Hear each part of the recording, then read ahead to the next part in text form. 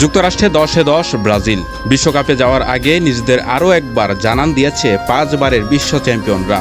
মিশরকে 2-1 গোলে হারিয়ে বিশ্বকাপের প্রস্তুতি ম্যাচ শেষ করেছে ব্রাজিল। ম্যাচের শুরু থেকেই মিশরকে চেপে ধরেছিল ভিনি রাফিনহারা। আক্রমণ পাল্টা আক্রমণ করে কাঁপিয়ে তুলে মিশরের defence line.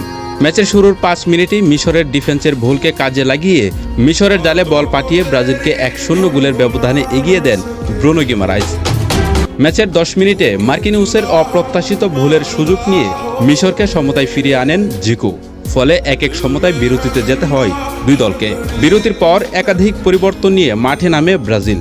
Vinicius, Casemiro, Bruno গিমারাইজ, থিয়াগোকে মাঠ থেকে তুলে নিয়ে এন্ড্রিকদের মতো তরুণদের।